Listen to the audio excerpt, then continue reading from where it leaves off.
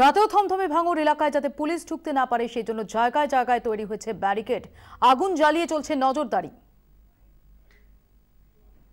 গ্রামের ভেতর যেমন ব্যারিকেড হয়েছে, এটা Haroa main road, Lauhati Haroa main road, সেই মেন রোডে কিন্তু তারা ব্যারিকেড, খালি এই ব্যারিকেড নয়, এর পরপর কিন্তু নানা জায়গায় ব্যারিকেড রয়েছে, যাতে একটা ব্যারিকেড ভাঙলে তারপরের ব্যারিকেডে আটকানো সম্ভব হয়। এবং আমার সঙ্গে গ্রামবাসীরাও রয়েছে যারা এখানে কার্যত পাহারা দিচ্ছেন গোটা এলাকা।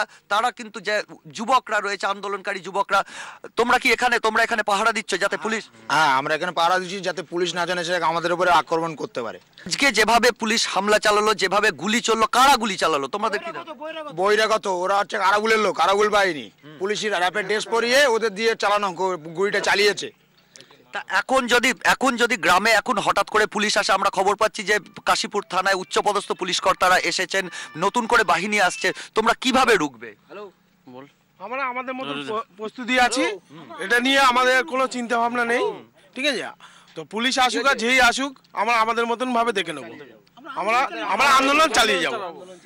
এতে যদি যারা গুলিবিদ্ধ হয়েছেন তাদের পরিচয় তোমরা জানতে পেরেছো? না, তাদের পরিচয় আমরা কেউ জানতে পারিনি। তারা কি আন্দোলনকারী? তারা আন্দোলনকারী, এলাকারই মানুষ, তারা এলাকারই মানুষ, এলাকারই মানে লোকজন। এখন পুলিশ এলাকায় কোথাও আছে না, এখন আপাতত কোনো জায়গায় নেই, যদিও আসে আমরা প্রস্তুতি আছি, এটা নিয়ে আমাদের কোনো চিন্তা ভাবনা নেই। মানুষ কিন্তু যে কোনো একটা ওসপারের চিন্তা করে রয়েছেন। আজকে পুলিশ হোক বা আরাবুল বাহিনী হোক, যার গুলিতেই হোক, ইতিমধ্যে কিন্তু 4 জন গুলিবিদ্ধ হয়েছেন। তারপরেও কিন্তু এখানকার যারা যুবকরা রয়েছেন, আন্দোলনকারী যুবকরা রয়েছেন, তারা কিন্তু এর শেষ দেখে ছাড়তে চান এবং সেই কারণে তারা রীতিমতো ব্যারিকেড করে তারা প্রস্তুত হয়ে রয়েছেন। যদি আজকে রাতে ফের পুলিশের হামলা হয়, তার মোকাবিলা যাতে তারা করতে পারেন, তার প্রস্তুতি যে রয়েছে সেটা কিন্তু আমরা তাদের কাছ থেকে শুনলাম। সিজার মন্ডল ভাঙড় থেকে আমাদের সঙ্গে টেলিফোন লাইনে রয়েছেন। সিজার, তোমার পাঠানো প্রতিবেদনে আমরা দেখেছি যে লাউহাটি হাড়োয়া যে মেন রোডটাতে একের পর এক ব্যারিকেড, অন্যদিকে নবান্ন সূত্রে আমরা খবর পাচ্ছি যে কলকাতা পুলিশ তাদেরকেও কাজে লাগানো হচ্ছে এই পরিস্থিতির মোকাবিলায়। সব মিলিয়ে রাত বাড়ছে, পরিস্থিতি কোন দিকে যাচ্ছে?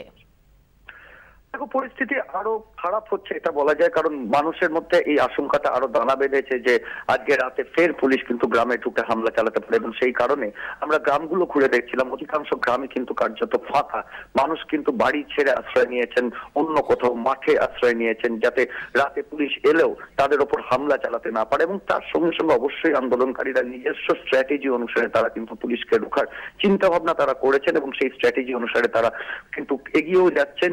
এবং তাদের দাবি যে যদি রাতে পুলিশ আসে তাহলে কিন্তু গ্রামবাসীদের পক্ষ থেকেও প্রত্যুত্তর দেওয়া হবে, অর্থাৎ একটা রিটালিয়েশনের একটা মরিয়া জায়গা কিন্তু তৈরি হয়েছে। এবং সেই জায়গা থেকে আজকে রাতে যদি কোনো ধরনের পুলিশি অভিযান হয়, যেটা আমরা ইতিমধ্যেই বিভিন্ন সূত্র থেকে জানতে পারছি, ইতিমধ্যেই কাশীপুর থানায় উচ্চপদস্থ পুলিশ কর্তারা রয়েছেন, নবান্নে পুলিশের শীর্ষ কর্তারা বৈঠক করছেন, নতুন করে ডেপ্লয়মেন্টের চিন্তা ভাবনা চলছে, ডেপ্লয়মেন্ট হচ্ছেও, কলকাতা পুলিশের সাহায্য নেওয়া হচ্ছে। কলকাতা পুলিশের 4টি বা র্যাপিড প্লেটুন ইতিমধ্যেই কিন্তু কাশীপুর থানায় পৌঁছে গেছে।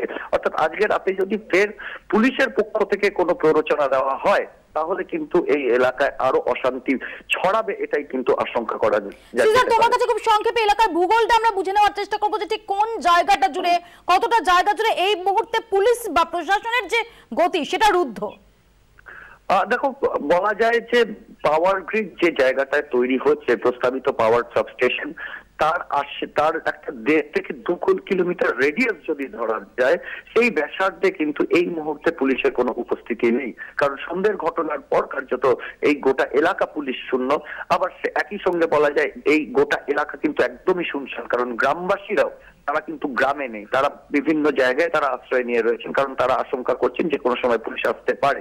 অর্থাৎ একটা লিবারেটেড জোন বলা কখনোই ঠিক হবে না, কিন্তু একটা বিস্তীর্ণ জায়গা, কয়েক স্কোয়ার কিলোমিটার, অন্তত 3 থেকে 4 স্কোয়ার কিলোমিটার জায়গা কিন্তু এই মুহূর্তে প্রশাসনের নাগালের বাইরে, এটা বলাই যায়।